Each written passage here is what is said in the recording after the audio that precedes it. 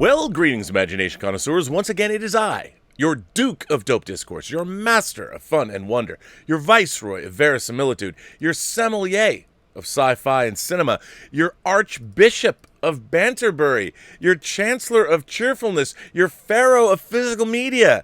This is becoming a mouthful. This is. I think I'm going to have to change it, just go back to one, even though I love all this artwork. And, of course, your existential Mr. Rogers. That's right.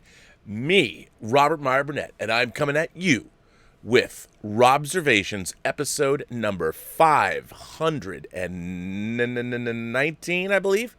19. Remember that song? Probably not. It was. It's an old one, but it was never very good. But it was kind of clever. It was a novelty song, but kind of cool. Anyway, I am Robcasting at you, you Imagination Connoisseurs, you members of this, the post-geek singularity community, and it's a Monday. We're on the downslope of September, let me tell you. Craziness. Every day there's craziness happening. But you know what isn't crazy? What isn't crazy is the report that was in the Wall Street Journal today about my favorite subject matter, Quibi. Now, we have a lot of new subscribers. I don't know if they're all here today, but let me first of all welcome anybody that's new to the channel. Thank you very much for subscribing. I hope you hit the notification button so you know when there's things that are going to drop and all that. Got more stuff coming, I promise. But for those of you who are new to the channel, one of my, I wouldn't call it an obsession really, but I guess I was just more incredulous about it because I just saw it as a bad idea from the get-go that they doubled down on to the tune of $1.75 billion. And Meg Whitman from eBay and Jeffrey Katzenberg, I mean, the executive who made sure Star Trek the Motion Picture got made. And then, of course, obviously he had a very storied career at Disney, but before then he was with Eisner over at Paramount in the late 70s.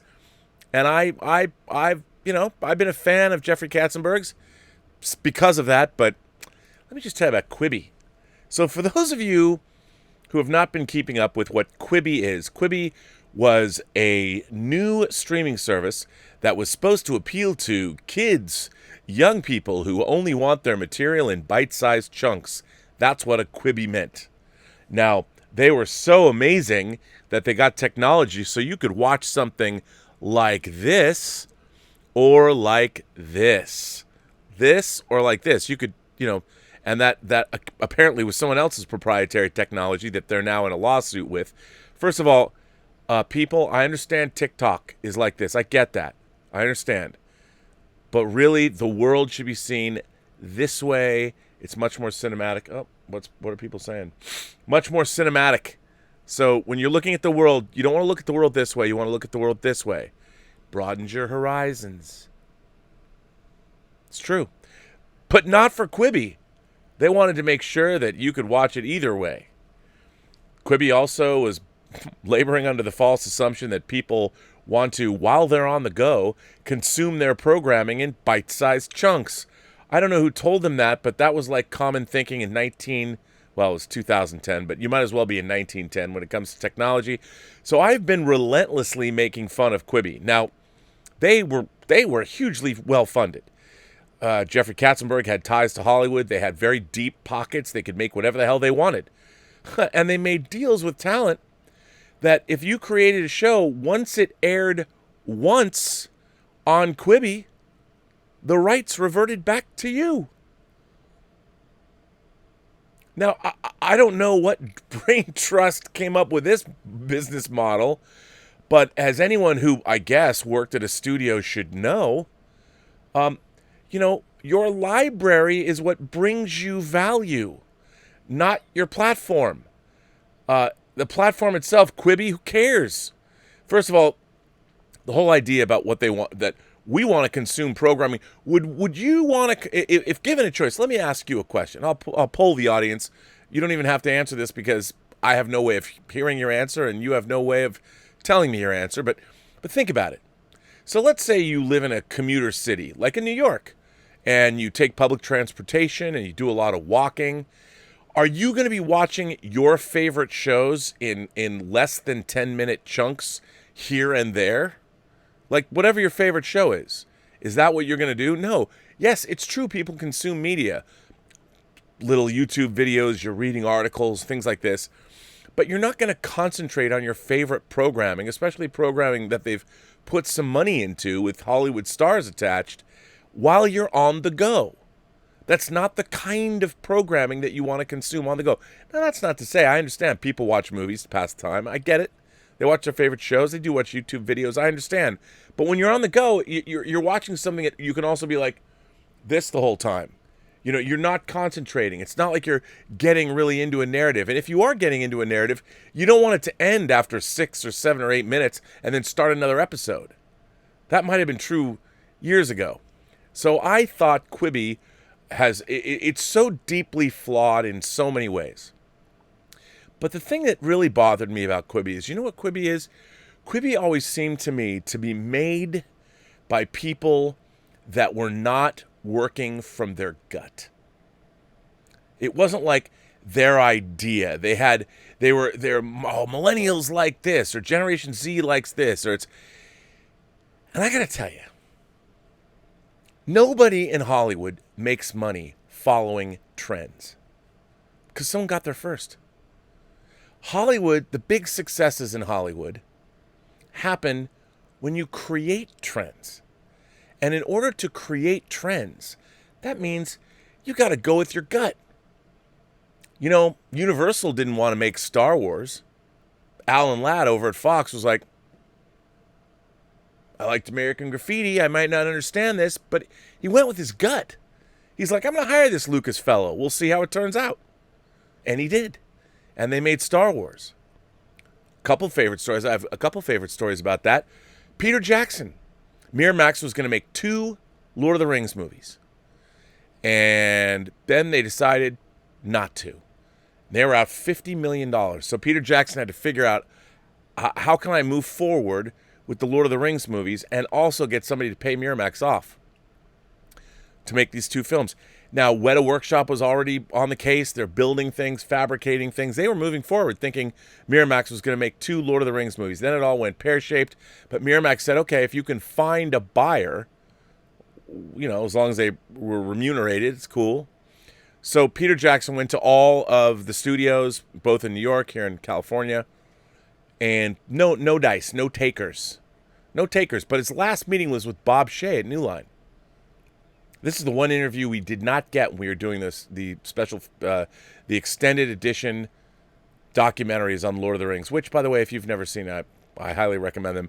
I didn't produce them. I was just a cog in a bigger machine. We had a whole team of people working on those documentaries, but I still think it's the gold standard. Anyway, the interview that we didn't get was Bob Shea. I wanted to ask one question to Bob Shea. One question, and here's the question. So Peter Jackson, he knew Bob Shea. The last stop he made was New Line. Bob Shea is in a room. Peter Jackson shows this 5-minute presentation, basically 5 minutes, showing everything that was being done, all the creatures that were being fabricated, the armor, the costuming. Amazing.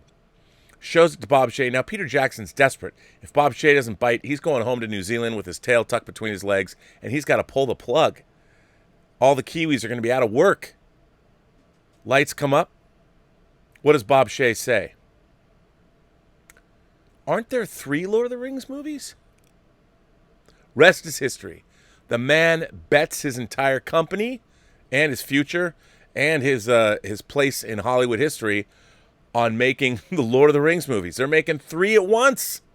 My God, what a risk. And by the way, if you ask Mark Ordesky, and if you ever meet him, you should, ask him, how did he feel? Did he think it was a sure bet?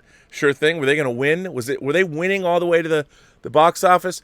No. Ask him about the state that Two Towers was in when they were over in London scoring it. No. It was not easy. But Bob Shea bet. You know, producer Roy Lee. What made Roy Lee decide, hey, J-horror is big, so I'm going to secure the rights to all of these Asian films and bring them to America? Like The Ring, like The Grudge, Infernal Affairs, turned into The Departed. What made him decide to do that? Like, no one had really done that before. He had to, recognize that and go, I'm going to put my money where my instincts are. And he did. And he won. What makes people decide to do that? Well, to me, Quibi was the exact opposite of that.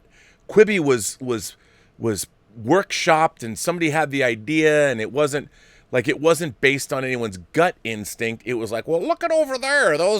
I've got an idea. We'll try and we'll follow what the kids already like. Which it's all transitioning. It's all nutty. So basically, Quibi to me is a collection of bad ideas that, because of the people involved, Meg Whitman and Jeffrey Katzenberg, those bad ideas, people just figured, well, Meg Whitman and Jeffrey Katzenberg are involved.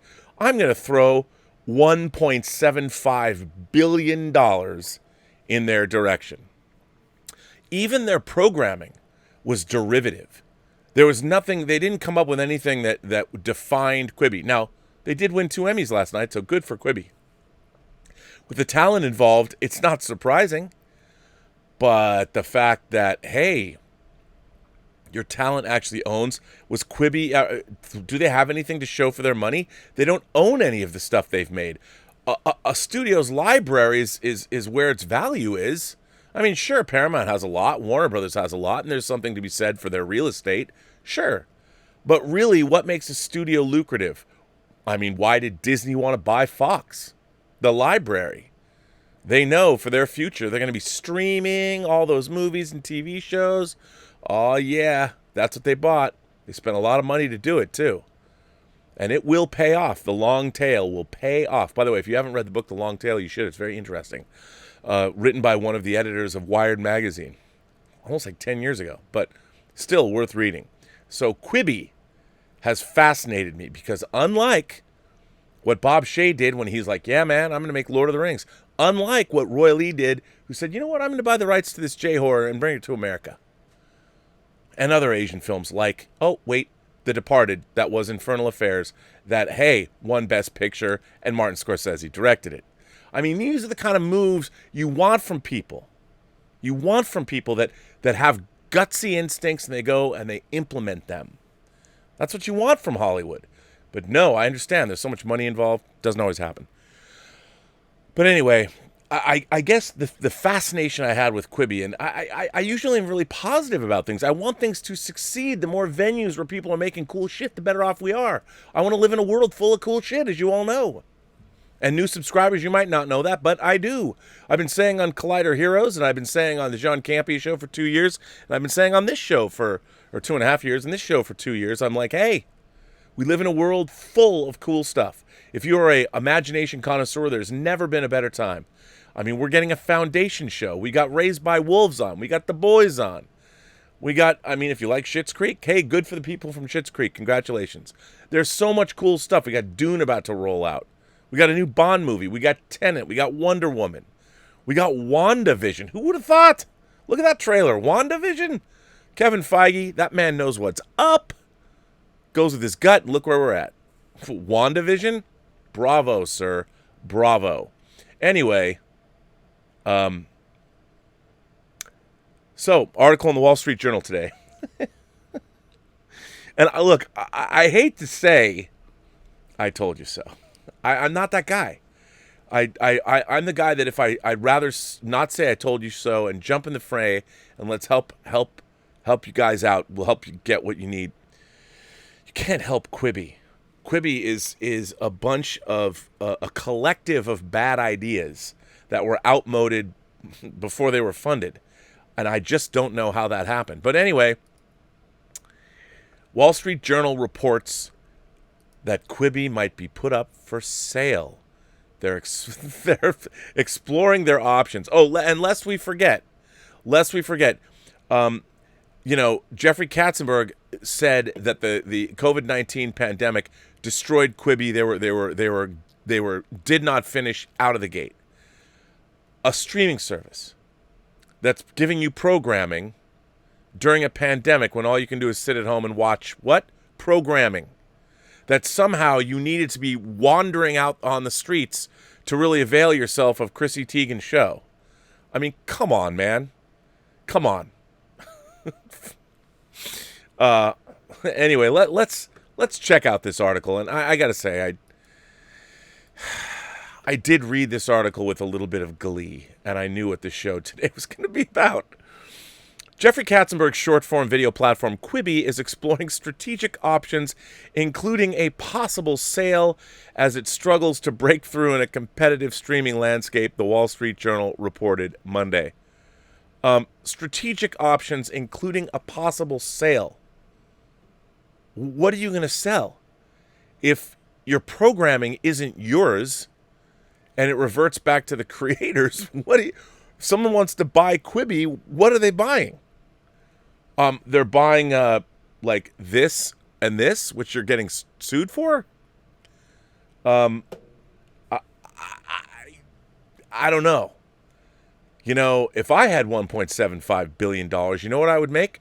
I'd make a bunch of $50 million movies. I would make myself the new Jason Blum, another man that went with his gut, another man in Hollywood who forged his own way. But instead of making $5 million movies like he did, because if I had $1.75 billion, I would make $50 million movies. And you know what I would do?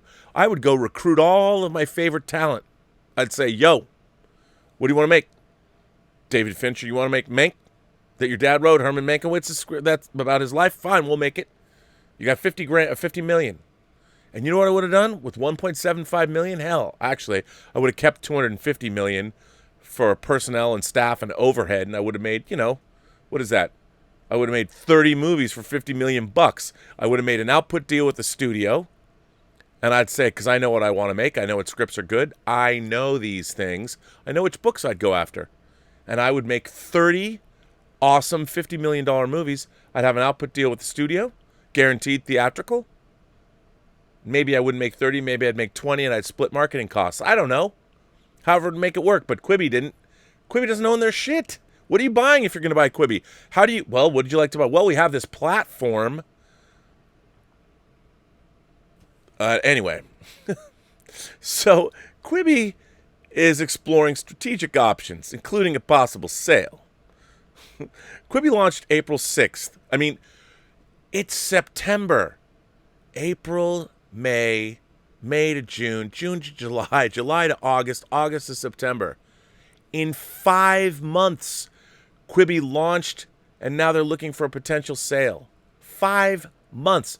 Man, if I ran their platform, I would have at least created programming that could have hung on for a year and a half. Swear to God, I could have.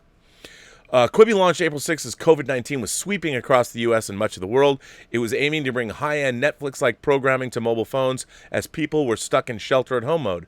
The Journal said Quibi is also considering raising additional cash or merging with a special purpose acquisition company, or SPAC, a popular financial vehicle of late.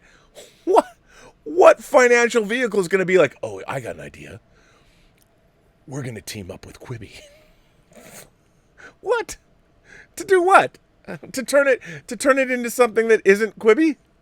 A Quibi spokesperson said the company doesn't comment on rumor or speculation, adding, Quibi has successfully launched a new business and pioneered a new form of storytelling and state-of-the-art platform. Meg and Jeffrey are committed to continuing to build the business in the way that gives the greatest experience for customers, greatest value for shareholders, and the greatest opportunity for employees. I feel bad about feeling this way. I think my feelings toward Quibi should, I've never been to a therapist on a regular basis. I really think that perhaps my feelings for Quibi, I don't like myself when I talk about Quibi. I don't. I feel bad. I like my channel to be full of positivity. I am, after all, the chancellor of cheerfulness. And I just look at Quibi and I'm like, bruh, $1.75 billion. There's so many talented filmmakers and showrunners and people that you could have made a couple of hit shows, man. You could have I just don't know. I mean, even the creators that you got, they're like, oh, someone's going to throw us this one. What do we got in the drawer? What can we pull out and throw Quibi's way? I mean, it's not like you ever got programming that Quibi made you just stand up and go, I've got to see that.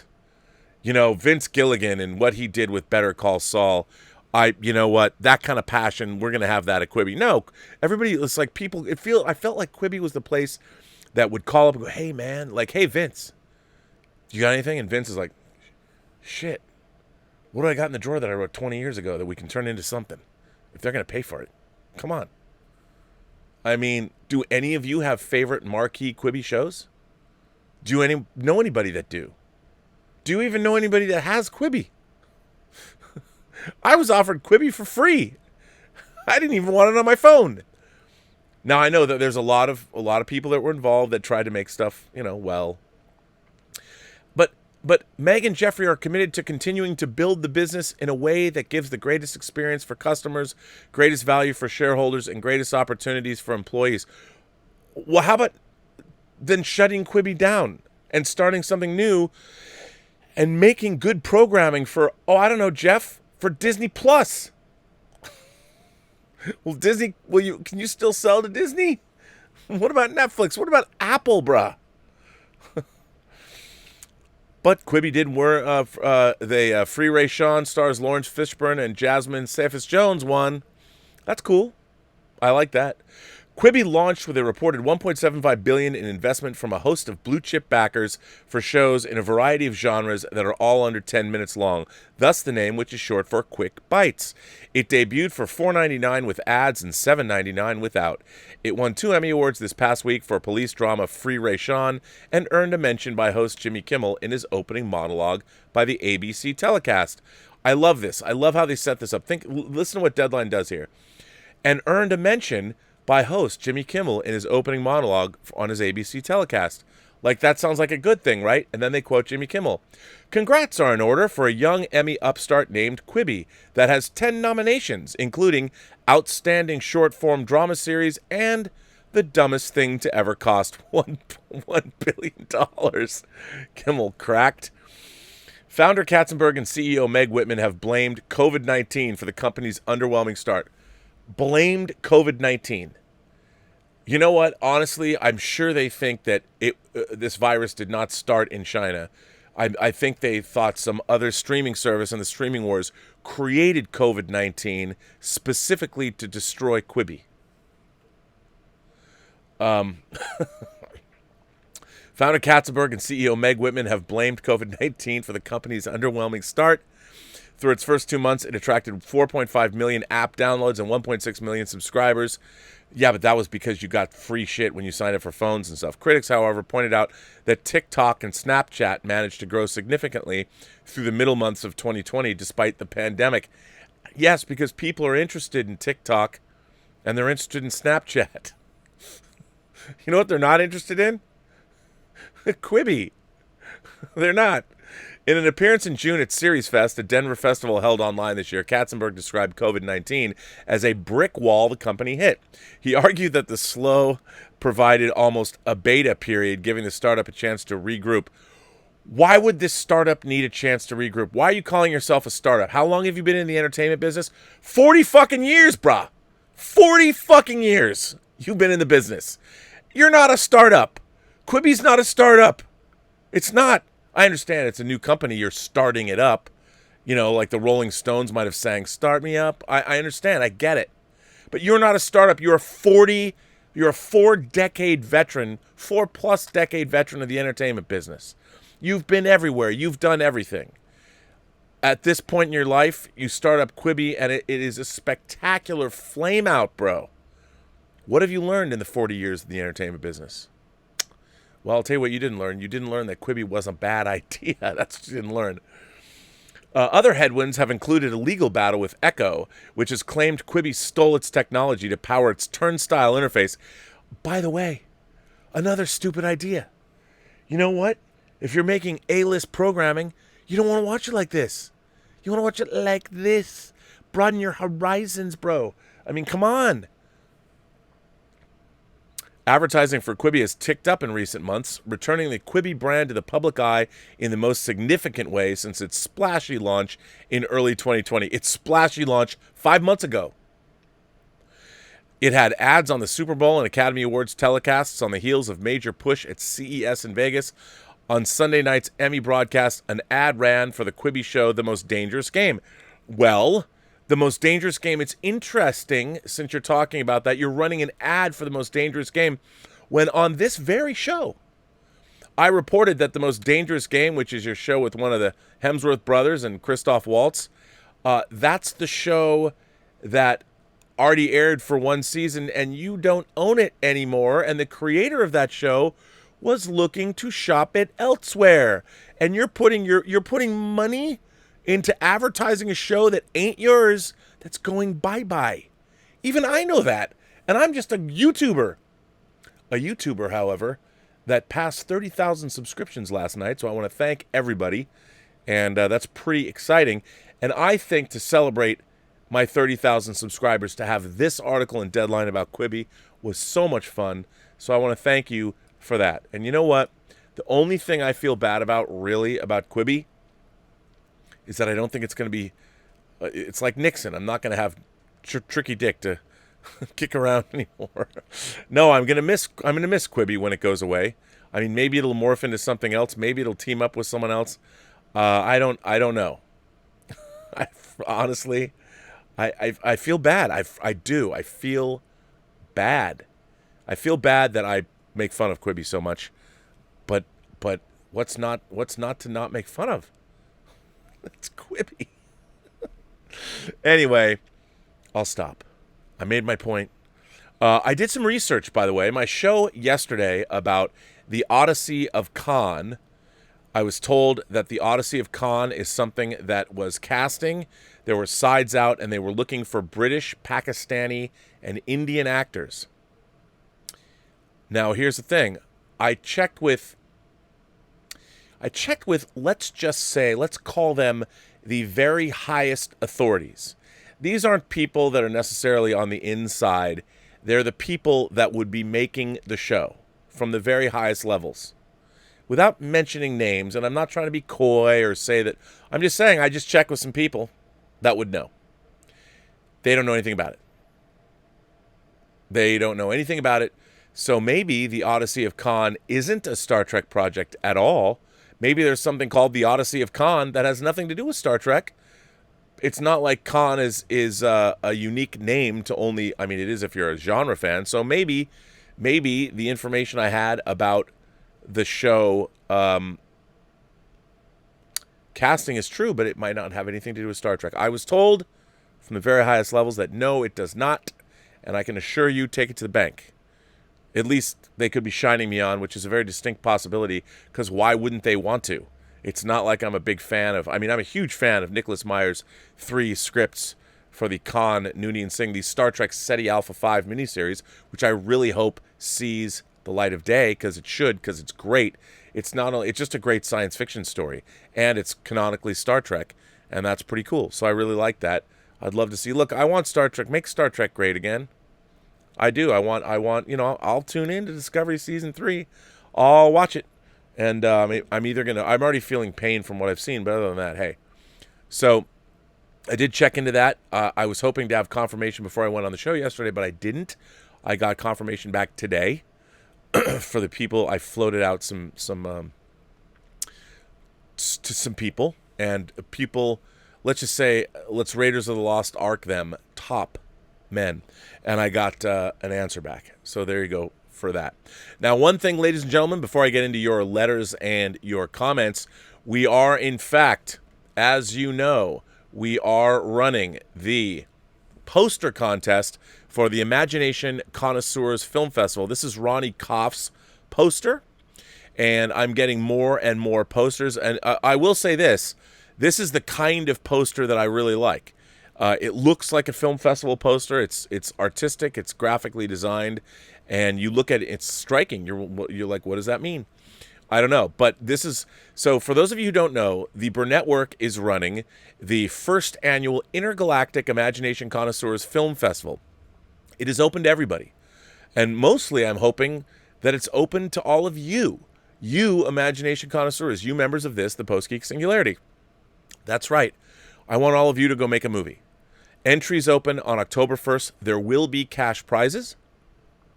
The entries close December 1st, and that is a hard close. Don't call me up on December 3rd and saying, our film wasn't done. Look, Hollywood is a hard business. If you miss your deadline, and by the way, I've never been very good at deadlines myself, but if you miss your deadline, you're burnt. Or maybe you could bribe me, with cinnamon saltwater taffy from Bruce's Candy Kitchen in Cannon Beach, Oregon. I'm open to that, but don't only cinnamon saltwater taffy, no others. Don't try and sell me. If you want to bribe me, it's got to be like a 5-pound bag of cinnamon saltwater taffy from Bruce's Candy Kitchen in Cannon Beach. And by the way, don't try and slip me somebody else's cinnamon saltwater taffy because I'd know. Just so you know. So anyway, the entries open on October 1st, which is not a long ways away. Remember, there's only 30 days in September. And before then, we are running the poster contest. And I did receive, I've got 3 more entries. David Crabtree sent in 2 more. Here's one of David Crabtree's. I like this. Very elegant, very upscale. It looks like something you might have seen at Chasen's back in the day at the height of Hollywood greatness. And here's a second version of David Crabtree's work. And I thought these are kind of cool. These look like concert posters, like a classical concert or something. I like them. And then Bunyan Snipe sends in this design, which is pretty cool too. So I just want all of you to know I think I'm up to like 45 designs or something. And the more the merrier. All of the designs are going to appear on the Burnett Work page forever. And the winners, you will be able. We're gonna print movie poster size posters for them, and we're gonna make them available. If you are, I want to make sure that every entry, part of what you are going to get with the entry fee is you will get a poster. Everybody will get a poster that we're gonna print, and also digital versions of these posters. And you are going to vote on them. On October 1st, we're going to put all the posters up, all of them, and we're going to vote on them. And you guys are going to pick the best ones. And I'm thinking maybe not just one, maybe a couple. I haven't really discussed that with Mike Bodden yet, but we're going to figure this out. And the people that win, what do you get if your poster is chosen? You become a judge for the festival, which could be a good thing or a bad thing. If it's a bad thing, it depends on the films we get. Or it could be a very cool thing. All I can tell you is that I think it's going to be very cool. Now, I have no idea. The big question mark I have, obviously the poster competition has gone very well. I'm hoping to get more. I know there's people who have requested pictures of me and things that I'm trying to accommodate everybody for their posters. I think we're going to get even more. I mean, we're still 9 days away from or 8 days away from the end of the contest, and you can enter as many times as you want, and I think it's pretty great. And if the posters are any indication, I'm hoping we're going to get some films. I mean, we might not, this idea that I have, like Quibi, I could crash and burn with it, because if nobody sends me any films, there is no film festival. I also want to point out this is the world's first intergalactic film festival, which means that I am opening this film festival up, and I'm willing to waive the entry fee to any film that is of extraterrestrial origin. So if you are an alien being who is on Earth and you are examining us, I would really encourage you to sort of give me an under-the-skin overview of what it's like, to be an alien on Earth. I mean, maybe your favorite movie is, I don't know, Man Who Fell to Earth, little Bowie action. If you like Scarlett Johansson and Under the Skin, maybe A.T. float your boat. If you are an extraterrestrial, remember, we'll waive your, I think it'll be $20 to $25 entry fee for your film, and we will showcase it in our special extraterrestrial section, which I'm hoping that somebody will. I mean, can you imagine? What if somebody actually submits a film of extraterrestrial origin into the festival? That would be pretty damn cool. There are cash prizes for the films, and don't quite know. You'll know on the October 1st. We're still finalizing that, but there is one very special award. The semifinalists, which will go up online, the semifinalists to vote. Everybody can vote on them. The winners of that, which is, again, a cash prize, that is going to be the Sally Field Lifetime Appreciation Award. The Sally Field Lifetime Appreciation Reward. Whether she's the Flying Nun or the Bandit's girlfriend or Norma Ray, all the things that Sally Field, Forrest Gump's mom, all the things that Sally Field has ever done in her career, she deserves to be lauded, honored. So we are going to do that, and if you get the most likes, because they like you, you will win the very first Sally Field Lifetime Appreciation Award.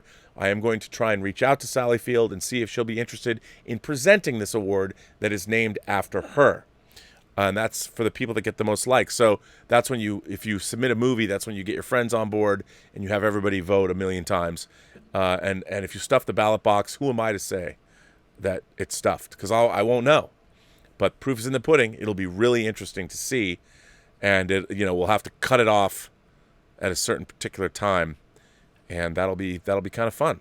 So there you go. You got 8 days left to submit your poster, and you can be a judge for the first intergalactic Imagination Connoisseurs Film Festival, the first film festival that I know of that has extended an offer to anyone of extraterrestrial origin. If there are any filmmakers out there, please, this is your festival.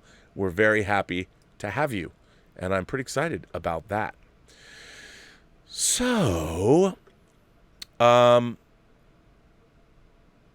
let's see.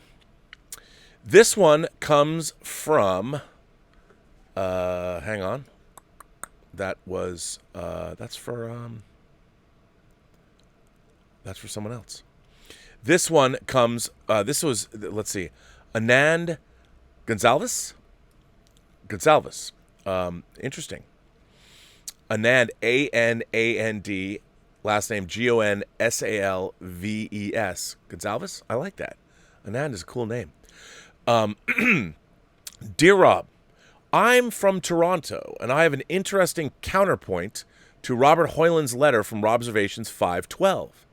He was frustrated by Hollywood shooting in some random place and calling it Oslo. Well, I'm frustrated by Hollywood shooting in Toronto, leaving the setting as nakedly Torontonian, but constantly insisting that it's some other place. It sometimes ruins movies for me.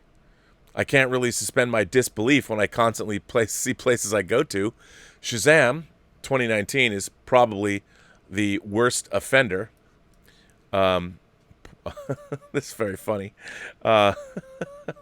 The film takes place in Philadelphia, but every few minutes while watching it, I spot a conspicuously Torontonian location.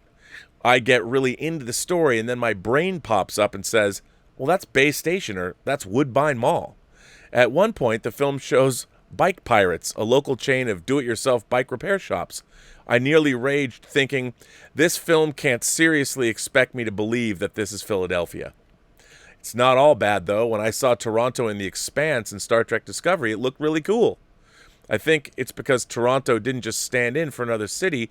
The show's creators put some thought and creativity into transforming Toronto into something else. In other words, the city they actually got to act. When I saw The Expanse's UN building, I knew it was City Hall, but The Expanse showed it in close-up shots where it's harder to recognize and added spaceships and other gizmos. The set wizardry at Star Trek Discovery is even more impressive. My alma mater was nearly unrecognizable as the Klingon monastery in Season 2. I felt a bit of pride knowing that my city could pull this off. The price us Torontonians pay is relatively small, though. Hollywood pumps $2 billion per year into the city and employs quite a few of us. In my opinion, that kind of prosperity justifies shattering our suspension of disbelief once in a while. All the best, Anand. Oh, wow. His name is pronounced Ananda.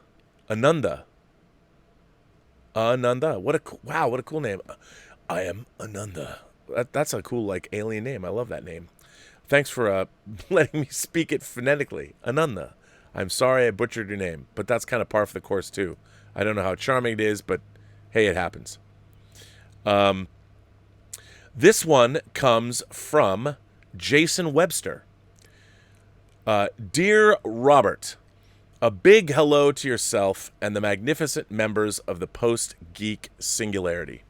I recently viewed Robservations 517, and funny how your discussion with distinguished guest Scott Mantz on Star Trek The Motion Picture featured a brief side note about the films and television series within that genre that emerged around that time. Star Wars, Battlestar Galactica, and Space 1999. I loved all three of them growing up, and I've remained a fan of Star Wars and Battlestar Galactica ever since. I see episodes of Space 1999 have been posted on YouTube, signs that show has a loyal following some 40-plus years after it's run on television. The pilots for both Battlestar Galactica and Buck Rogers in the 25th Century received theatrical releases in Australia. I was 7 years old when I saw Galactica at the George Cinema in Brisbane, Australia. In fact, the choice of what film to see was between Battlestar Galactica and Disney film The Cat from Outer Space, which was playing at the Albert Cinema located a few blocks over. Both cinema complexes were right in the heart of the CBD. That's the Central Business District. No respect to The Cat from Outer Space, we made the right choice, and it triggered another obsession for me. Battlestar Galactica merchandise and related paraphernalia filled by the shelves and desk of my room alongside Star Wars memorabilia. The following year, I was able to go to an afternoon session of Buck Rogers at the Albert Cinema. Battlestar Galactica did well in its theatrical release in Australia, however. I've been able to find out how Buck Rogers in the 25th Century fared upon its theatrical... However, I have been able to find out how Buck Rogers in the 25th Century fared upon its theatrical release down under. Did it not have one? By the way, I saw Battlestar Galactica for the very first time in a theater in Canada, believe it or not. And then it aired on American television. And I did see Buck Rogers in the theater with the music, Far Beyond the World I Know. In the theater, I saw it at the Crossroads Cinema in Bellevue, Washington. I like Battlestar Galactica because of its clever way of taking a theory projected that human civilization had been visited and influenced by extraterrestrials on Earth and fused it with influences from biblical and Mormon religious texts and others from classic science fiction stories. They took all these influences and ran with them.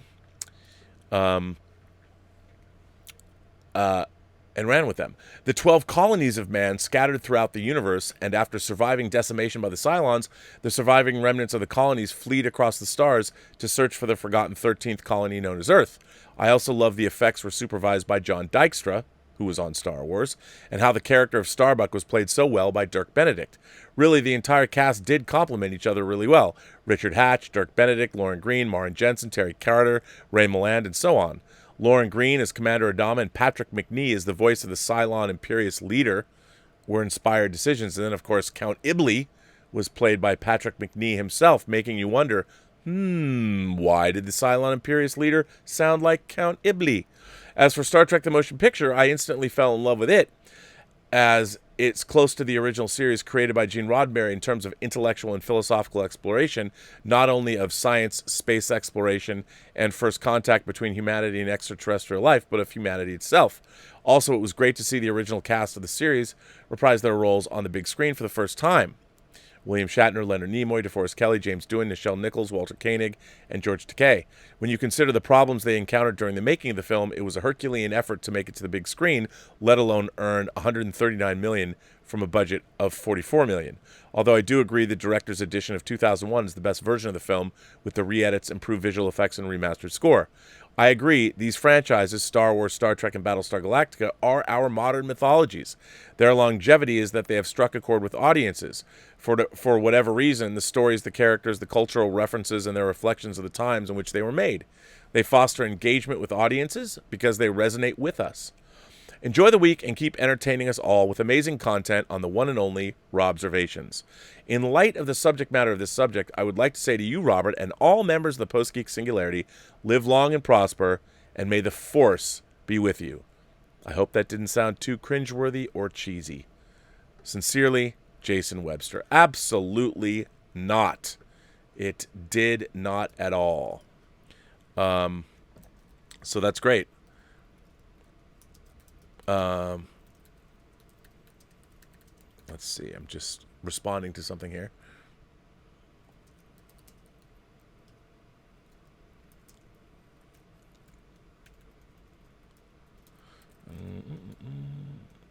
Okay, there you go. Had to respond in real time.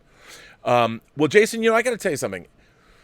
For those of you who might not remember, when Galactica first aired on TV on the East Coast, it was interrupted by Middle East peace talks or something. I don't remember exactly what happened, so it was preempted. But it wasn't preempted on the West Coast. And Battlestar Galactica was a huge thing because it came out on the heels of Star Wars, and it was, John Dykstra had worked on both, and Universal got tagged by ripping off Star Wars. And I have to say, there are a lot of similarities, Star Destroyers, Battlestars. I understood, but I really liked it. And yeah, I wasn't so aware that that Glenn Larson was injecting a lot of Mormonism into Battlestar Galactica. I learned about that later. And, I liked it. I really enjoyed Battlestar Galactica, and I'm sorry to have seen it go. It was getting really intriguing. The light ships, Count Iblis, all that, they were adding some really intriguing levels to the mythology. Experiment in Terra, where they found, like, Lloyd Bachner and all of that. I thought there was some great stuff. There's a lot of bad that was really cringeworthy in Galactica, too. The gun on Ice Planet Zero with the clones. But I was at the right age. I really loved Galactica when it was on. And although I have to say that it was another example of licensed toys really letting me down. Not only did the Cylon Raider was cool, that had the pop-out wings, and the Viper was kind of cool, but the proportions were incorrect, and then everything else was weird. The Colonial Warrior that was basically a riff on ROM Space Knight, that was not cool. And the fact that the missile firing, the Battlestar Galactica toys were famously what caused the rocket-firing Boba Fett to be pulled off of the shelves, the Star Wars figure of Boba Fett, because some idiot kid fired one of the metal or the plastic missiles that were fired from the Galactic toys and choked on it.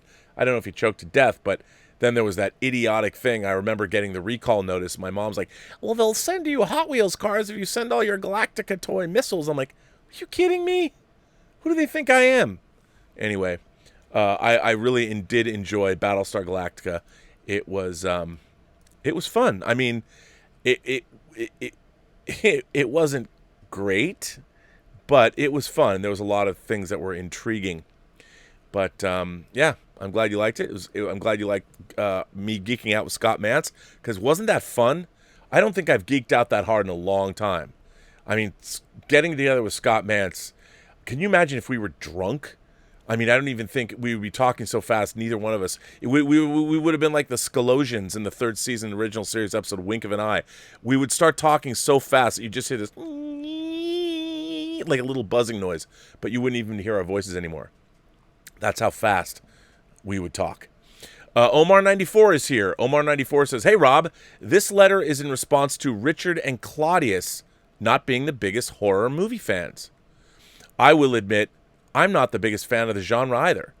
I don't dislike horror movies, as there are those I like, but they're not movies I typically go out of my way to see.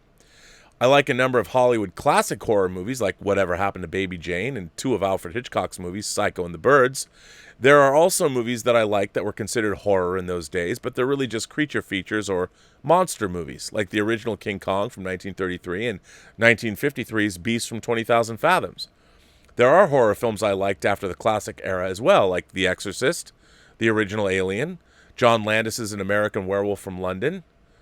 Some horror has definitely shaped me. Jaws is the reason I'm afraid of sharks and absolutely refuse to swim in the water whenever I'm at the beach or if I was on a boat. It doesn't matter where I am. I will not swim in the water unless it's a swimming pool. The 1990 movie Arachnophobia is the reason I'm terrified of spiders. Every time those spiders are on screen, I get very uncomfortable and start itching all over my body. There have been horror movies recently which I quite enjoyed, like the 2017 adaptation of Stephen King's It and 2018's A Quiet Place. While there are definitely horror movies I like, I'm probably forgetting some while writing this, it's not a genre I'm the biggest fan of or go out of my way to see. Thanks, and live long and prosper. I'm always fascinated when I meet people that don't like horror films. And I'm not judging you. But there's something about, I guess, the exploration of the darkness. Like, there's levels of horror. Like, if you're somebody that says, I don't like horror movies, might I suggest watching Roman Polanski's adaptation of Ira Levin's novel, Rosemary's Baby, from the late 60s, I think, 68? It's a terrific film about paranoia, about motherhood, about marriage, about why you should never date an actor, and about, Satan coming up from the Stygian depths of hell and planting his seed in you forcibly while a coven of witches watches and your husband stands by and sees this violation. I mean, Rosemary's Baby is not just one of my favorite horror films, it's one of my favorite movies, but to today's audiences, it might seem a little tame. However, I'm a huge, huge, huge fan of that film. And it sounds like, Omar, if you've never seen Rosemary's Baby, might I suggest you watch it, because there's a lot going on. But there's different kinds of horror. I understand slasher movies might not be everybody's thing. It's certainly not my thing, because there's just not a lot going on in slasher movies. I understand they're full of jump scares, but And if you like The Exorcist, I implore you, watch The Exorcist 3, a movie that, for the cult of people that love Exorcist 3, we know that it has one of the smartest scripts ever written for a horror film. Have you watched something like Silence of the Lambs? I think Silence of the Lambs, I'd consider it a horror movie. It's certainly about a cannibal monster with a who's a great actor in Anthony Hopkins. I think there's all kinds of different horror. American Werewolf in London, another great horror movie that has overt horror, bloody, disgusting horror, but it really, at its core, is a romance and a friendship story that happens to have horror elements, which I think it's great. I think if you say you don't like horror, what you need to do is seek out. It's like anything, if you say you don't like country music, there's country music out there that I'll bet you would like, but you just haven't found it yet because you don't know where to go. And I think that's true of lots of genres. If you don't like romances, that's because you haven't found a romance yet that you like. You should delve into these genres. I think that given enough time, I don't care if somebody says I used to not like Westerns. I like science fiction movies and horror movies, so I wouldn't watch Westerns. But that was because I really hadn't watched Westerns. And when I started to get into the genre and realize what the archetypes were, and I found things like The Searchers and High Noon and My Darling Clementine, and there was all kinds of things that brought me, drew Stagecoach, drew me into the Western story, and I became a big aficionado of them. So I think it's just a question of finding the right film. So if there's a genre you don't like, I think there's ways into it. Somebody either has to lead you into it, or you might have to do some reading. But check it out. So yeah, I think that's important. I think it's important to delve into genres that you might not necessarily otherwise like. This comes in from Bob Connolly. Now, he sent it in yesterday, but I'm going to read it now. Hi, Rob. Today, meaning yesterday, is Bill Murray's 70th birthday. My God. Ghostbusters is my favorite movie of all time. And so much of that is due to Bill Murray's deadpan performance. The way he reacts to terrifying paranormal events with such emotional detachment and disinterest is what makes this movie. It's hilarious and makes up for one of the all-time great comedic performances. Since it's 2020, I can't help but see that, and I wish I could be a little bit more like Peter Venkman, wisecracking at the terrifying and going with the flow. Instead, so many of us feel more like Bob Wiley at the beginning of What About Bob, trying to convince ourselves that I feel good, I feel great, I feel wonderful. But I'm baby stepping, and I'm trying to remember to take a vacation from my problems. So in honor of Bill Murray, on his 70th birthday, I, of course, recommend watching one of his films.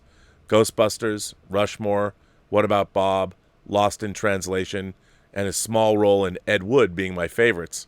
What about Meatballs? Are you ready for the summer? But even more than that, I recommend taking... And you know what? You know what is a great Bill Murray movie? Quick Change. Because he's a crying on the inside kind of clown. And when things get to be too much, when the Stay Puft Marshmallow Man steps on a church in your town, and when Ned Ryerson sees you on the street, just get right up in 2020's face and shout into the void that whatever it throws at you next, it just doesn't matter. All right, I get it. You have seen it. You can't beat us, 2020. We're 10-1. We're going to cross the streams, and it just might work. I love this plan. I'm excited to be a part of it. Let's do it. You're a national treasure, Bill.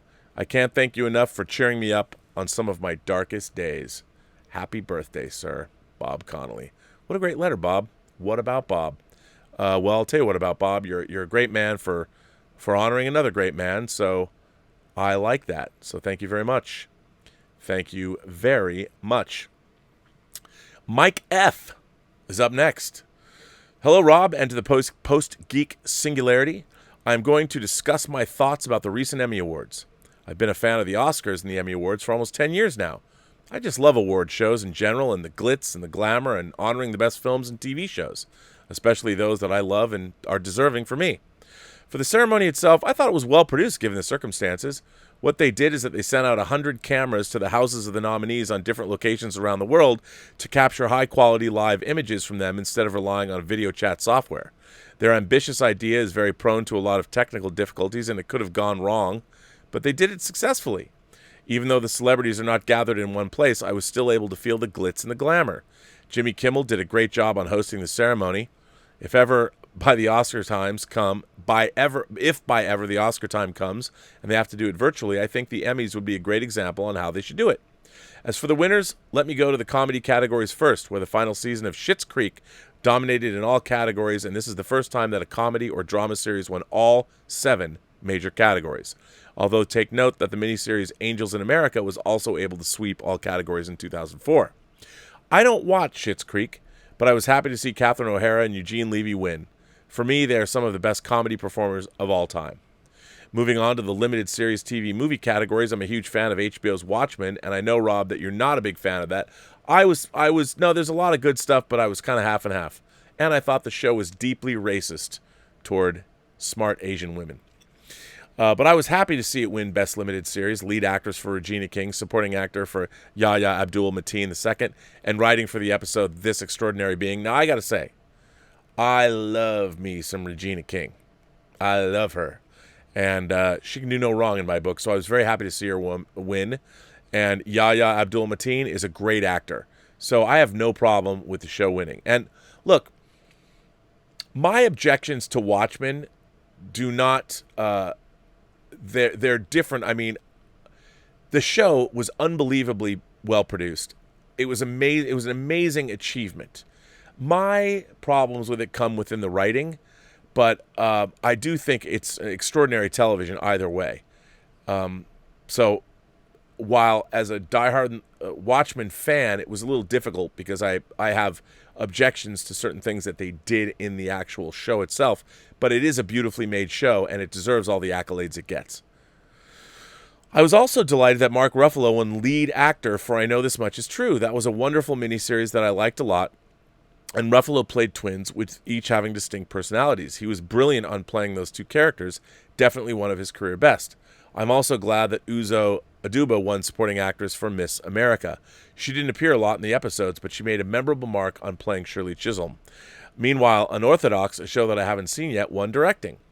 For the drama categories, I was very happy that Succession won Best Drama Series, as well as directing, writing, and the lead actor for Jeremy Strong, who I should take note is in the movie The Big Short. Wink, wink. Now, okay, I have to say I didn't know his name. I love Jeremy Strong. Jeremy Strong was in Molly's Game, and he is also in, of course, The Big Short. He works for Steve Carell. I love him as an actor. Love, love, love him. Well, Rob, if you love him, why don't you marry him or remember his name? I don't know. I never could remember his name. But, man, I was really happy to see him win. And by the way, if you want a little pick-me-up, you should watch his acceptance speech where he is truly taken aback that he won. And it'll make you feel good about it. Succession is one of my favorite shows right now. It will take another letter for me to explain why I just love the show. Strong deserves the Emmy win. Zendaya won lead actress for Euphoria. She should, by the way. I don't watch the show, but I've seen Zendaya in her other works, and it was exciting to see her win, especially given the veteran actresses she's competing against. Laura Linney, Jennifer Aniston, Sandra Oh, etc. Look, to be honest, I was pulling for Laura Linney because she's amazing in Ozark. Amazing. Billy Crudup won supporting actor for The Morning Show. If you haven't seen the show yet, please do. I'm a huge fan of Billy Crudup. Interesting, Billy Crudup was Dr. Manhattan. And Yahya Mateen also was Dr. Manhattan, and both won Emmys. But one won Emmys for playing Dr. Manhattan, and one didn't. If you haven't seen the show yet, please do. I'm also a fan of The Morning Show, and I love that Crudup, who I have to take note in the recent Elizabeth movie, Almost Famous, won for his role of Corey Ellison on the show because he's really great in it. I don't think we've discussed much about how great an actor Crudup is. He's a great actor. Then there's Julia Garner, who won her second consecutive year for her terrific performance in Ozark. I really enjoyed this year's Emmy Awards, and I agree with what Pete Hammond said on his Deadline piece. This is indeed an award show for the ages. Yeah, I caught a little bit of it, and I thought it was good. I mean, I like what I saw. I thoroughly enjoyed it. This one comes from Stephen Goggin. Dear Rob and listeners of the last letter I wrote mentioning I got a new Blu-ray player, the Panasonic DMP BDT 280 EB 4K HD upscaling player. I'm a huge fan of Panasonic equipment. So far, I'm very impressed with this bit of a kit. My first Blu-ray player is also a Panasonic, the Panasonic DMP BD84, and it was a great way to get introduced into the world of Blu-ray DVDs. The new player, the Panasonic the 280EB, is a second step into getting more involved in the world of Blu-ray DVDs. The 4K upscale of Blu-rays is fantastic. I've had this player about 2 weeks, and here's a list I've watched so far: Avatar: Life of Pi, Logan's Run, Magnum Force, Life Force, Lesbian Killer Vampires, Robot Overlords, Mars Attacks, and Local Hero. 2 standard DVDs I watched to see how the upscaling went with standard DVDs, and that was Life of Brian and Master and Commander at the Far Side of the World. Excellent upscaling. When I first watched Avatar, it was back in 2011 at the time, and I had an iPhone 4, and I'd never downloaded a movie before. So with all this new tech, I decided to download Avatar and watch it on my iPhone. So my first viewing of Avatar was on my iPhone 4. Oh. Now my second viewing of Avatar was a couple of weeks ago, but this time around I watched the Avatar Blu-ray DVD on the new Panasonic via the 49-inch Samsung QLED TV. Man, I was blown away. Not so much by the plot of the movie, but by the cinematic experience of the visuals. Wow. I could have watched this movie on my iPhone, but I did not have a big screen at the time. I'm also glad I did not watch the movie on streaming. For my list of movies, I also enjoyed Lesbian Killer Vampires and Robot Overlords. These 2 movies would sit very well into the Life Force universe. Lesbian Killer Vampires and Robot Overlords, which are both British films. Robot Overlords was filmed in Northern Ireland on the Isle of Man, starring Ben Kingsley and Gillian Anderson, and worth a watch. That's all for now. Thank you for your time. Live long and prosper. Yours truly, Stephen Goggin, the Irishman in Somerset. P.S. I will be figuring out how to play the 3D Blu-rays after I get an external Blu-ray ripper for my PC that will rip 3D Blu-rays onto files onto my PC from their Wi-Fi. I will be able to see 3D movies on my Oculus Quest VR headset. I will report on this once I have things up and running. One last question. What is your favorite 3D movie experience? My favorite 3D movie experience was Avatar in 3D IMAX. No question. The film was amazing in 3D. But as for the experience of actually going to the movies and seeing a 3D movie in a theater with an audience, I've talked about this before. The Town Cinema in downtown Seattle, seeing Friday the 13th 3D with what would be at the time predominantly considered an urban audience.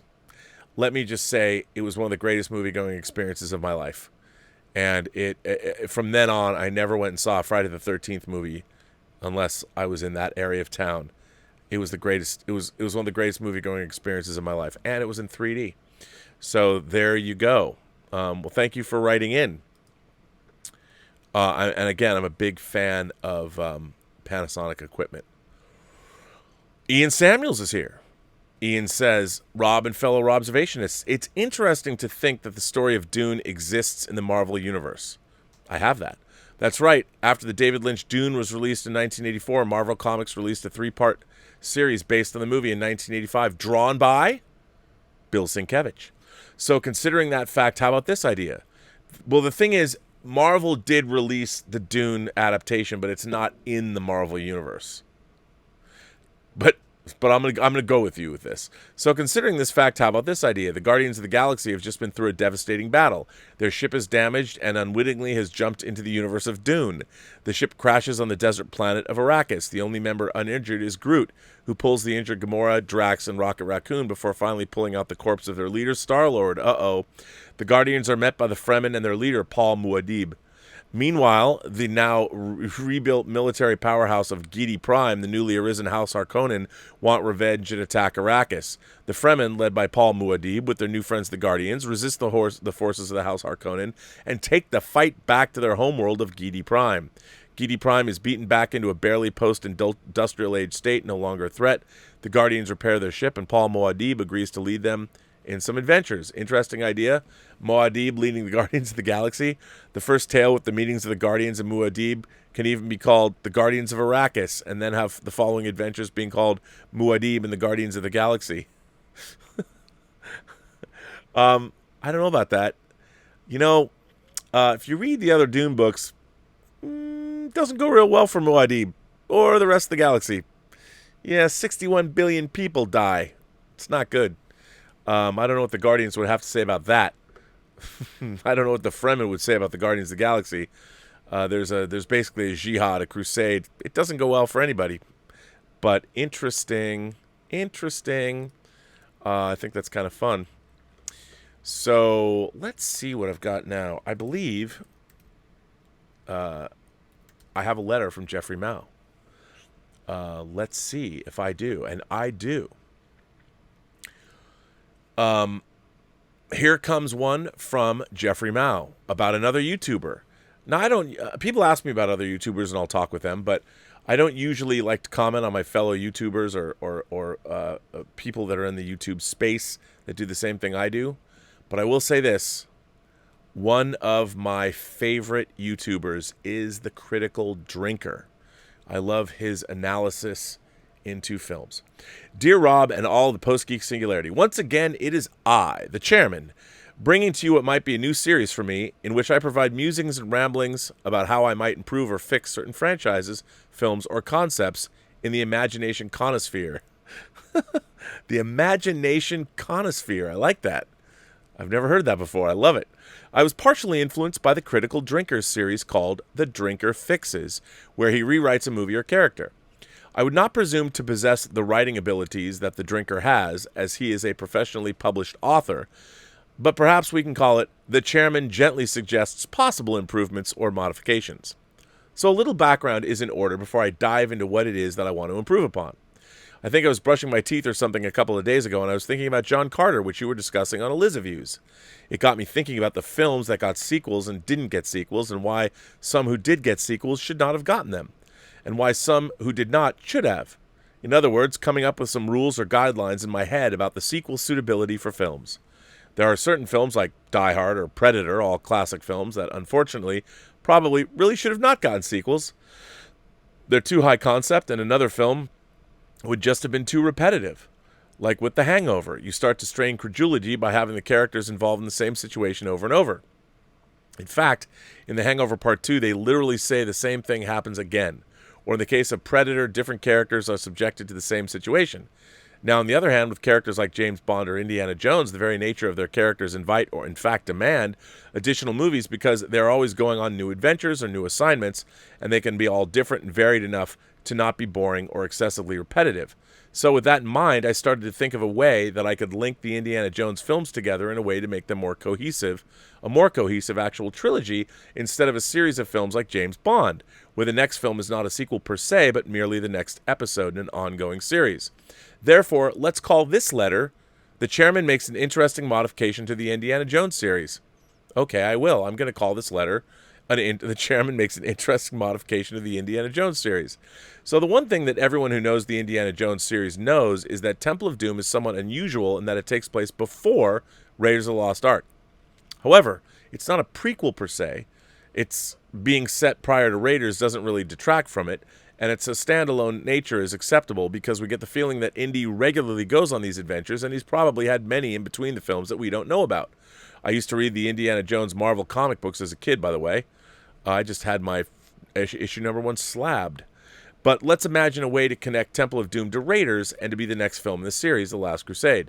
So The Last Crusade has that typical third film in a series problem in that it kind of repeats the first film with a quest for a biblical relic and fighting Nazis in the desert, and it's a globe hopper unlike Temple of Doom.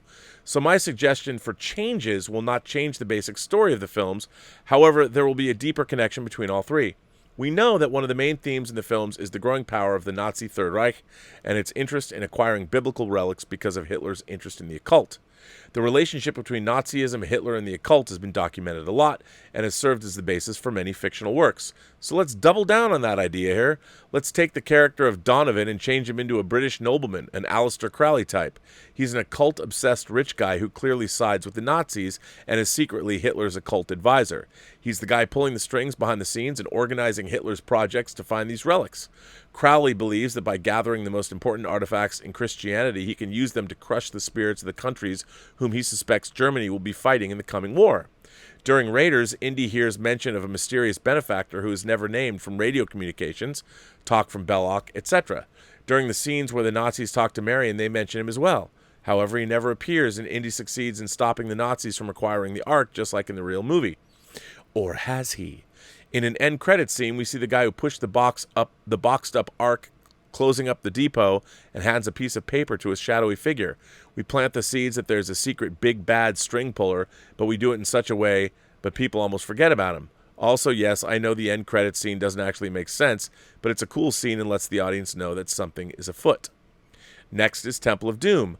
So here's where I'll make some more changes. Instead of being set a year before Raiders, it'll be set a year after. Indy is still in Shanghai, still looking for Nurachi.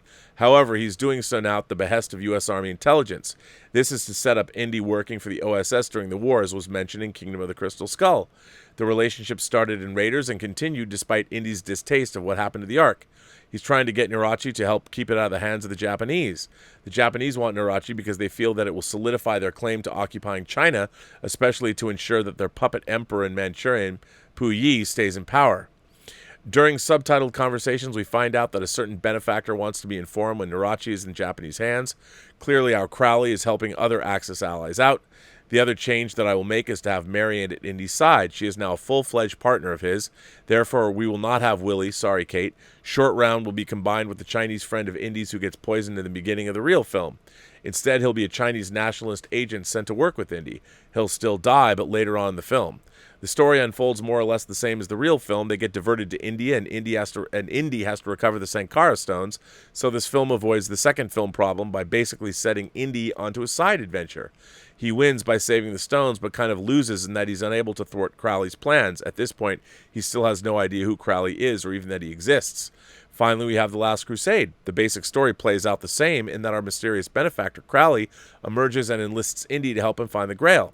As the story unfolds, Indy discovers that Crowley is a Nazi in disguise and that Crowley is conducting a false flag operation to blackmail Indy into working with him by saying that he will out Indy's father as a Nazi sympathizer. In other words, he will make it seem like Dr. Jones Sr. was the mysterious benefactor.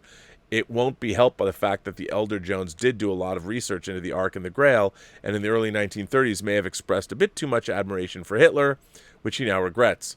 Also, Crowley will complete the false flag by seizing the Grail and then framing the now-dead Jones Sr. and Jr. as Nazi collaborators. This will also explain why Crowley has to involve Indy. He knows Indy is a threat and he wants to eliminate Indy, but to do so without any trail leading back to him, thus putting it all off the scent, if you will, putting the scent on the Joneses. Part of the change of the story is that Indy does have to confront his father over these alleged Nazi sympathies, and eventually everything is straightened out and they reconcile.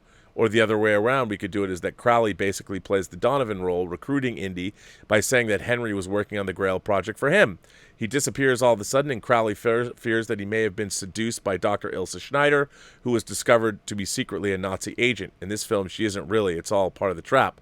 Crowley fears that Schneider may have convinced Henry to go rogue with her and find the Grail and hand it over to the Nazis. Therefore, Crowley wants Indy to beat them to it. Indy slowly realizes that Crowley is the real Nazi benefactor who's been pulling the strings the whole time, and he's played Indy like a fool. I think I would not want Marion in this film, and I'll have Ilsa be the love interest. After she convinces Indy that she's good and not a Nazi, she, Indy, and Henry team up to finally defeat Crowley in a more or less the same way. Obviously, I'd keep Marcus at home and probably also enlist Sala like in the real movie, so we'd have Indy, Henry, Ilsa, Sala, and the good guys, with Ilsa replacing Marcus. As you can see, I'm just spitballing things here, and I'm in no way defining a specific fix, just coming up with things that might work or might not.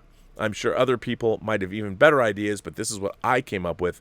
I'd love to hear your thoughts, especially on how you would improve Last Crusade, as I know that is your most disliked indie film. As always, I'm your humble chairman, Jeffrey Mao. Well, okay, Jeffrey, I like this letter. You know why I like this letter? I'll tell you why I like this letter. I like this letter because, as all imagination connoisseurs are wont to do, this kind of speculation, I mean, it's part of our DNA. It's part of our lifeblood. What could have been? What does it all mean? And I think this was good. I like that you had, these are great connections. It would have been interesting. Although, you know, back then, back in the 80s, the idea of a shared universe, they just didn't have that. When they made Raiders, you know, they didn't know it was going to be a hit. So they didn't know they were going to sequelize it. I mean, they probably knew it was going to be a hit before it came out, unlike Star Wars, which they didn't. But, you know, you never know. And I think that I like this idea. I like this idea a lot. I think it would be great. But, you know, it's always funny because I speculate a lot about how you could have made, say, Star Trek '09 better. But in a way, whenever I feel that I mean, it's